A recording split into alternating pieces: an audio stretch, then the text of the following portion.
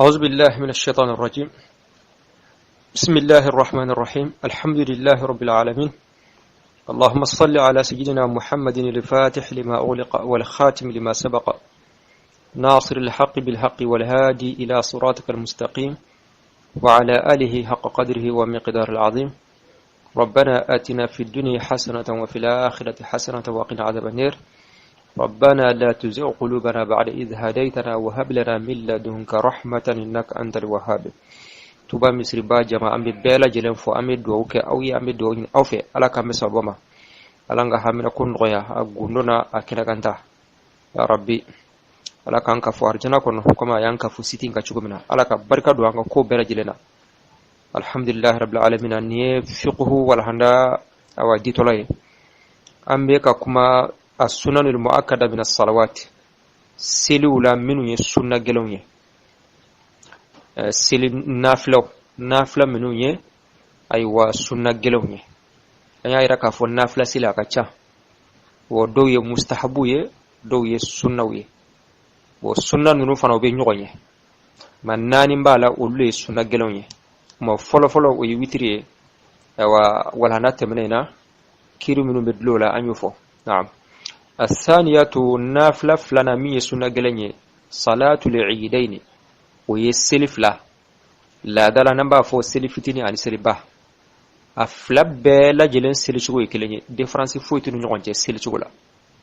نعم وهي أكو سلي سنة دو مؤكدة سنة جلندو في حق من ما كهكلا تلزمه الجمعة الجمعة بما من لازمي man ni juma yo wajibi mo minka kuma selibe ke oka sunna gelenye mustahabudo akannendo fi haqqi al-abdi jonga hakela wal musafiri ani tamade wal mar'ati ani muso la nyine jumate mo minun ka wajibi parce que ango jumate wajibi jonga sharia ka jon jumate wajibi tamadenka jumate wajibiya musoka ma mustahabu do oluka hakela akanne do oluka hakela ma ni jumay wajibiya mo ga hakela abeke sunna gelen o tigra mo ga hakela me ni jumate wajibiya mo ga abeke mustahabu ye o tigra mo ga hakela ma mustahabu de fen kanne na o kuma silikene ka jonkata har na ya soro sharaka jona kata kenaka kanne do ewa ni mo mi metamala har nasu be tamali kata kenaka akan ko sobe muso ere fana aiwa ikata kenaka akan akira muso gorbaw yiwa akira aiwa demson yiwa me bi shart ukata ta chugula min bebbe aiwa sharala uku yira suti ukana daka bana fanu do foni chewbe nyebufe akana ke o chugula ukana nyami chewni mu wa ukana nyami chewla ukata fo kofe bo ni shartu dafara o bisakata bo chugo sharti kwa bo chugo sharti no dafara o bisaka yisen selikanaka mendi bo chugo sharti ma dafa talibe ga haramu naam parce que femindo aywa domba do ni soja dondo alabatu dondo kafara ni sojaka do menu beke kenaka bela jelen kanga dosrala wodi kama imaye ko hari ni musumi be regilla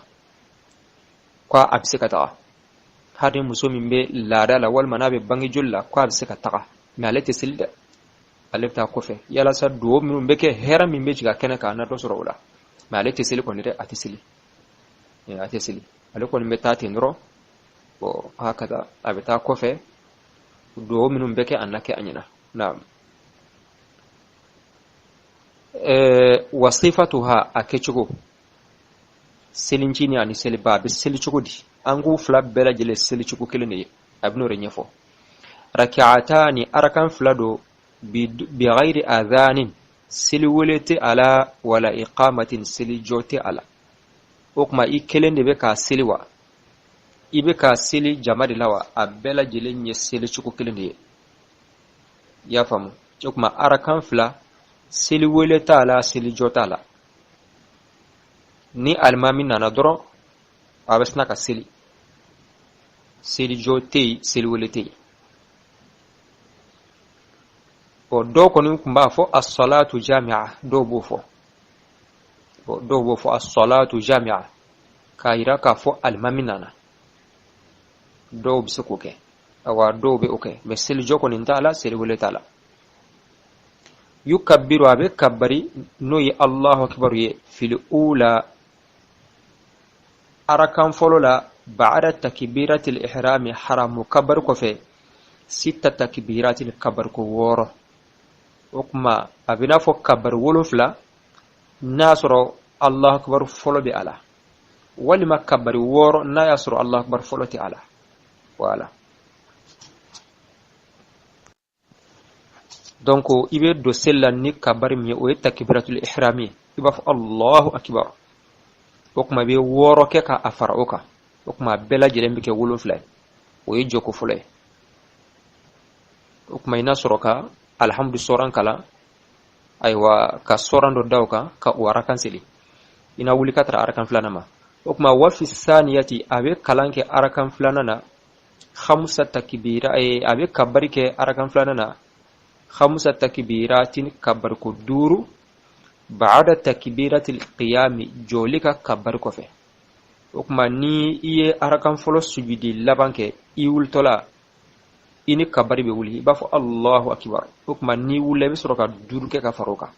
مو بلا جلم بك ووري يا دونك أركان فلوس كبر بلا جلي ويولون فلاي أركان فلانا كبر بلا جلي ويوري نعم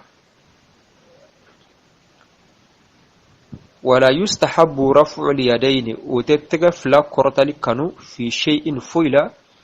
من التكبير كبن كبر نونا سوى تكبيرة الإحرام فوكا بوهر مكبري ما تقف لا كرتا وبيك فلو فلو اندلا يدون تلا سلا يبي الله أكبر فلو يبي تقف لا كرتا ودلا ينافو سيلتو nafi be farda silu ni nafla silu to ke cugum na de tege flabe korota Allah akbar folo de la nota toyn yiba fu Allah akbar te tege fla korota to la al maliki ka madhabila komi farda silu fanala tege te korota al maliki ka madhabila fo kabar folo ma har nafla fana biti bo ok maybe Allah akbar minum fo e haram kabar ko fe tege korota ti ala janko kungulu kono komini o sentala ere mo mo foere ibaya dobe wu kungulu komi bu kungulu korota kaji ayi o koni o ma foere har susol tola susol be mina o tika korota na korota li baliari man ni man nyago hari ki tika fla korota fana ka fsa kateme ay wa kungulu komi ngone ka kungulu korota ngone o tala fi o tala mo be fe ko odi bla tika fla korota place la o tala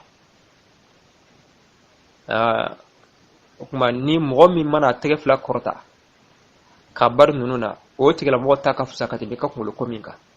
parce que kunkolo kɔmin kɔnɔ ma fɔ ale yɛrɛ fiyewu o ye mɔgɔ yɛrɛ de ka fɛn awan kirele ka kɛ n'a fɔ u b'a bila bolo kɔrɔta place la n'o t'o t'a la fiyewu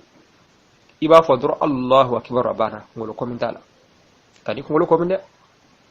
hali k'i tɛgɛ fila kɔrɔta o fana ka fusa kunkolo kɔmin ye naam o kuma sisan ni mɔgɔ min ɲinana mɔgɔ min mana ɲina kabari in kɔ komi e ɲinana kere kɔnɔ n'a fɔ seli to i ko Allahu akbar siɲɛ fɔlɔ la dɔrɔn i tɛmɛna ni kalan ye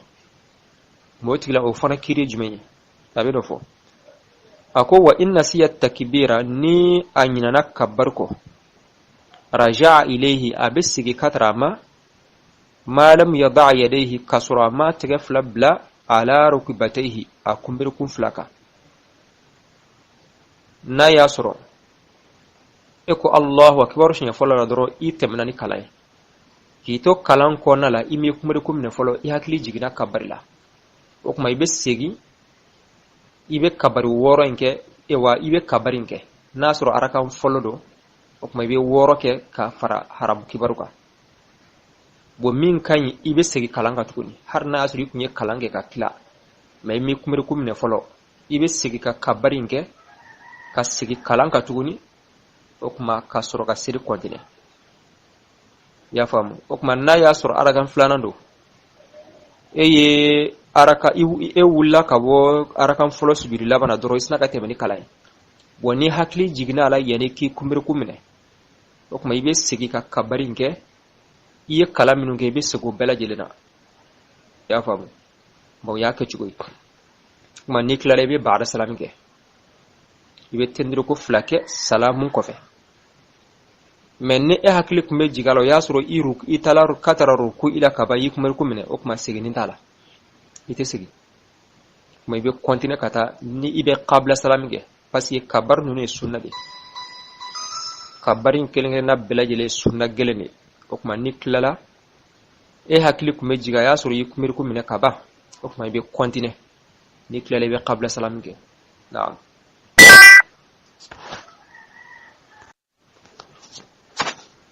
naam kuma wayus sisan fɛn minnu ni mɔgɔ min nana sɔrɔ bon sisan alimami kɔmɔgɔ e nana sɔrɔ o bɛ seli la bon i nana sɔrɔ alimami ye kabaru ninnu dɔ kɛ mais a ma tila fɔlɔ masala i nana sɔrɔ a ye kibaruko 3 kɛ arakan fɔlɔ la a ma tila fɔlɔ o tuma n'i donna alimami kɔ i mana kabari hakɛ min sɔrɔ i b'o kɛ a nɔfɛ ni alimami tilala waati min na o tuma i bɛ sɔrɔ ka i ka kabari dafa misalaya i ye Allahu akbar fɔ siɲɛ 3 de sɔrɔ alimami nɔfɛ bon o tuma ka fara i ka haramu kabari kan o tuma o ye 4 ye masa joli b'a jɛ masa 3 de b'a jɛ ni alimami tilala ka kalan commencer i b'o siɲɛ 3 in kɛ ka fara kan y'a ye bon n'i nana sɔrɔ alimami tilala kabaru ninnu na pewu a bɛ kalan kɔnɔna la i nana sɔrɔ alimami tilala Allahu akbar ninnu bɛɛ lajɛlen na a bɛ kalan kɔnɔna la o tuma i bɛ kabari n'a sɔrɔ arakan i bɛ i ka kabari ninnu kɛ o tuma i bɛ kabari kɛ 7 kɛ y'a ye donc i bɛ kabari ko 7 kɛ n'a y'a sɔrɔ arakan fɔlɔ don n'a sɔrɔ arakan fɔlɔ don i bɛ kabari ko ayiwa 7 kɛ ka sɔrɔ ka don alimami nɔfɛ ma ni ayiwa i bɛ sɔrɔ ka arakan 2nan seli a nɔfɛ a banna mais n'a y'a sɔrɔ arakan 2nan don e nana sɔrɔ alimami arakan 2nan de la a tilala kabaru la ka ban a tilala Allahu akbar fɔ la ka ban toujours o cogo kelen don ayiwa i bɛ yeno ni Allahu akbar fɔ kɛ i bɛ kabaru 5 de kɛ yeno parce que alimami bɛ kabaru 5 de kɛ o tuma i bɛ 5 kɛ ma ni alimami ye salamu bila i bɛ wuli ka arakan fɔlɔ in seli kuma yeno i bɛ kabari ni i wulitɔla i ni kabari kelen i bɛ 6 kɛ ka fara o kan parce que alimami ka arakan fɔlɔ don i y'a faamu o kuma i bɛ 6 kɛ ka fara o kan ma arakan fɔlɔ ye kabari 7 ye arakan 2nan ye kabari 6 a bɛɛ lajɛlen naam o kuma nin de ye binisbati lil ma'mum alimami kɔmɔgɔ kan ka kɛ cogo min na nin y'o ye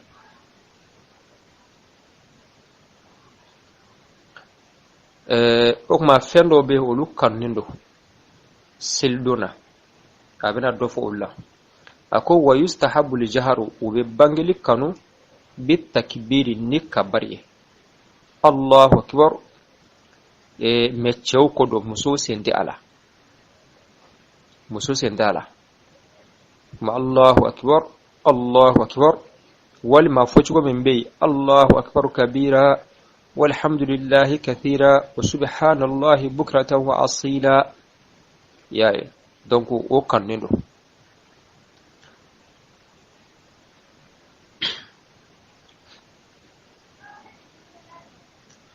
ma ni mɔgɔ min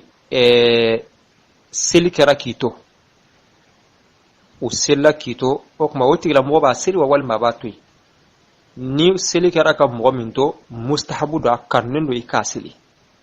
n'a sɔrɔ a bɛ seli kɛnɛ kan a kanunen don i k'a seli yen nɔ walima i ka taa seli misiri la donc a kanunen don i k'a seli mais k'a kɛ jama kɔnɔna o de sunna gɛlɛn k'a kɛ jama la o de sunna gɛlɛn wa ala kɛ lazura dɔ i sɔrɔ e retard la i nana sɔrɔ o seli la halisa o kuma sunnaya bɛ wuli ka bɔ e kan a bɛ kɛ mustahabu ye i k'a seli n'a sɔrɔ a bɛ seli kɛnɛ la sa wa a bɛ misiri de la sa wa a kanunen don i k'a seli walima hari ni bɛ taa seli so naam o kuma a bɛ kɛ mustahabu ye okuma kabari ango kabari karnindo wa tatayyubu ani yere kasaja ika parfum ki yerla ki yere kasaja wa tazayyunu ani yere masiri bisiyabil jadidati nifin kurawi ika fin kurawdo liman maye yaqdiru alaiha ni asibi uyi finin kura sebiye ika fini awan kurawdo ka fini nyuma aywa o karnendo mena setiye aywa bela jele ni sedda majirado finin kura min sebiye iwore do ni finin kura re fana setiye fana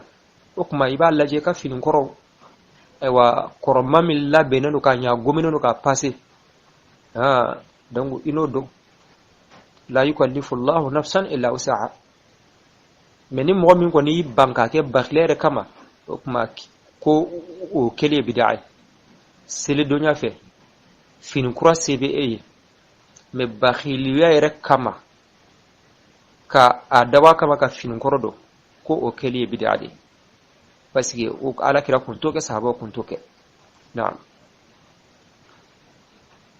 ma fion fe nabe ke ala jatu ko so kana farati ola na'am والرجوع عن السجن فنا من طريق سرافه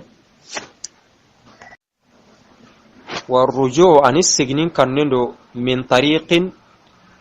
سرافه غير التي نون السرات كلني جاء منها أننا ميفه إننا سرامي في إيكا سجي سرا ورفه وكم فنا كنندو إننا سرامي في إيكا سرافلي إيكا تاسرا ورفه وفنا مستحبي bon nafa don bawiye nafa min fola bo mala surina doko ka sabu ke ibe teme sira fe kiyama dona wo bela jele mi shire iye inna nasira min fe wo be shire iye wo be ke shire iye kiyama dona ibe segi min fana fe wo fana be ke adama ta shire ya bo do fana ko nafa do ye parce que be ke sabu ye ka mogobe chari dugu fam bela jelena bolon fam bela jele fe parce que bita soro yoro do be abse ka ke mogote bo o sira fe ka cheya ya fo mena fora imana na sira mi fe ka sigi sira wore fe o kuma iba jama be cheya dugu kono mogobe chari dugu fam bela jelena o kuma wobe islamiya tamashingira ya ake kunye pour que ka dongu ka islamiya ka korota ira ya dugu fam bela jele be kare donc bela jile baro ka fa bi ko ni biye do mbay parce que o fanal la nyini o femmi ya alla nyini no dina ko nala e ka islamiya tamashin korota na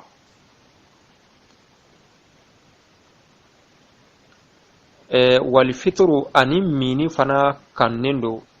qabla rawahi ka ko talinye ila al musalla katara silkenema fi idil fitri awa mini sella ni o yeselinci ne wa selfitinna i kana ta silikana ka kasuri ma fendu i ka fendo do har na kara kapijide i ka daraka dukata ni ma daraka soro i ka fendo mi har na kara kapijide har na kara jisma de ye awa damuri nyakile awa iko o kekata o kanneno wa ta'khiruhu ani mini retarli fi idin nahari kan soli ka sella ni o silibai o kuma o kannendo meni silibado depuis ni fajiri bora ikana foi du folo fi kata sel kenaga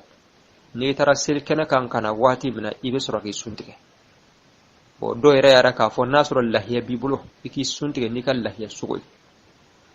ay iki suntige ni kan lahiya sugoi awa ni akotelera kasuma mena ko kasuma ma ibse ka imana fenfe dosa na okuma seli fitinna ibe fendo dumukata amara ke fenfe me seli bala ikana fendu folo ni bora seli kenaka ibe soro kay suntige na'am wa takbiru ani kabari fihi seli bala aqiba 15 faridatan fardata ani duru nola ma seli fitinu ko tere seli ba selibala farda tandur kofe ibe Allahu akbar foke o fana kandodo o farda tandur be damne seli jumaina abe laba seli jumaina ako awwaluha farda tandurin folo zuhuri yawmin nahari o seliba red don selifanai ma seliba don selifana be damne odila wa akhiruha allaba subhul yawmi rabi'i o kilnani nan ka somadai minhu aywa kabin sella ma seliba kalu kilnani na kuma ni bi kɛra seli ye sini kɛnɛ kɔta wala o ye tile naani bon o ye ayyamu tashriq ye o b'a fɔ o de ma ko ayyamu tashriq donc i kan ka barikɛ o de kɔnɔ naam ma seliba yɛrɛ don a dugusɛjɛ fɔlɔ ka taa seliba seli fana la ka taa dugusɛjɛ filanan dugusɛjɛ sabanan dugusɛjɛ naaninan o sɔgɔmada a bɛ dan yen de ma o de ye farda 15 ye naam o kuma ni tilala seli la i bɛ kabari fɔ wa sifatu takbir o kuma kabari bɛ kɛ cogo di a ko wa sifatu takbir kabari kɛcogo o de ye Allahu akbar Allahu akbar Allahu akbar لا إله إلا الله الله أكبر الله أكبر ولله الحمد من يكبر كجوي الله أكبر الله أكبر شيفلا لا إله إلا الله والله أكبر الله أكبر ولله الحمد من يكلا السيل لا يبين فوق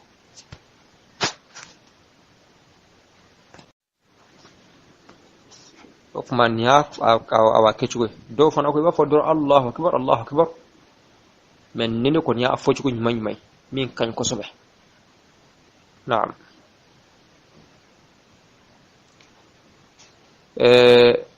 okuma kiri do beno o fana kan afo ya no seli kenaka naflati seli anye naflati seli ako naflati seli anye naflati seli ako ni taraduri bisigi abana mais o yenna ya soro seli kenedo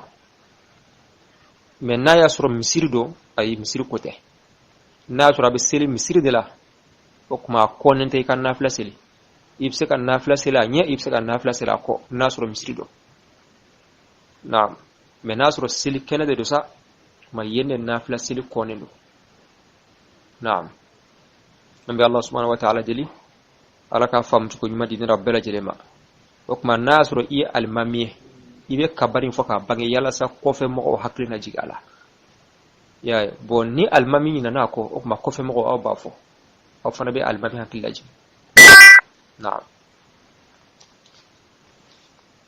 amma Allah subhanahu wa ta'ala dili alaka fam ci man dina rabbala jilema okuma ningunye aywa sunna flanay seli minu ye sunna gelo ni ni ko flanay sel fitina ni sel ba abela jele ni sel chogo kile ni asaniyatu hillandi salatu al-eidain ken sallun bil yasalitu na sal qore wa hiya sallake sunnatun muakkadatun sunna qote yani fi haqqi man siraha qari talzamuhu al-jum'atu jumango kel lazimi awre jumanga ni sirebe kama wajibiya كم بقني السنة قدني مستحبة مستحبني أورني أقنني في حق العبد قومين بقني والمسافر أرترانا والمرأة رياري أو الجمعة ما واجب سربنيا كان قوم بقني مستحبين وصفتها أن يمو ركعتان أركنه اللان بغير أذان سلين داري ولا إقامة سلسكين داري يكبر أو كبرني في الأولى أركم بنندي بعد تكبيرات الإحرام حرام كبرين بالله 6 تكبيرات لكبر تمي كني حرام كبرين أنا كايغنا نيرو وفي الثانية أو كبرني أركم بلندي 5 تكبيرات لكبر كرجي بعد تكبيرات القيام سكين كبرين بالله كني أركم بنا أغنا جرينا سيجي كنا أو كراوينا نكوكينا سوكا مانتو إنا تموي ولا يستحب رفع اليدين تكتم بالوروتين قانون في شيء هو دي من التكبير جلك كبرنا كان الله أكبر نقول انتي أنت أنكتم بالوروتين سوى تكبيرات الإحرام ما كانت حرم كبري أو ينكين باناري yunkala kome kantari kome hon wanyala yunkala kome ndari harana an kitumpili urotu ken kam paso anna yunkala kome wa in nasiya takbira gana mungu kabarenga raja'a awsa gene ilayhi kataya malam yada' yadayhi nahinna agama ikitumpili wara ala rukbatayhi iqrunun bil kama awrin nahinna agama rukui bo keni wasajada usjudini ba'da salami salamun balle kena wasa gana qarange kenya aywa awsa gane kabare ngana sage qarangu kusuko mandega kena nakla ba'da salam yana na kinga isimile kenna ni arruku ibati kena kontinene aw qabla salam yana na'am wa yustahabu al-jahru yubangi qanunu bitakbir tikabbaringa kena Allahu akbar anna kuna bangadi na'am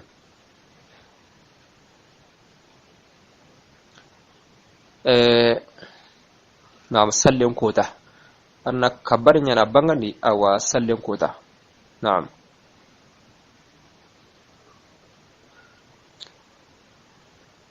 ti wa tatayyubu arutimelunge wa tazayyun arudu suramage bisiyabil jadidati tiyaran kurmanunga ken gara kanutini liman sirra yaqdiru alaiha ken gara wakatala bi rasego kebira والرجوع الساقي من طريق دو كليا غير التي همرو كليا انتبانا جاء منها أردو كليبيا أنغردو كليبيا والساقي ندو كلي تراي كين قانون تاني والفطر أرم مني قبل الرواحي الدقائن كان إلى المصلى كتر السلرانغا في عيد الفطر منين ساليني سالي تغنني كتانغو دقنا أنا نيجيهنا وتأخيره أرم منين دغنندي في عيد النهر بران ساليني أو رسالي قورندي سالي قورن أنا سومون أنا ساقي بكا سالرانغا بريم كلا نانجو منغدون والتكبير أرو كبري فيه سالي قورندي سالي تغنن بري سالي قوري عقب 15 فريضة تميرو كراغو تبيني أولها كم بنا ظهر يوم النهر كن سالي قورن سالهرانغا وآخرها لغري صبح اليوم الرابع كن بدون نغتن صعبنا منه جلسالنا وصفة التكبير كبر كن يمغوكين هيك الله أكبر لا إله إلا الله والله أكبر ولله الحمد كان يمغوها أرنو جبن سوابي اللهم صل على سيدنا محمد وعلى آل سيدنا محمد وسلم والسلام عليكم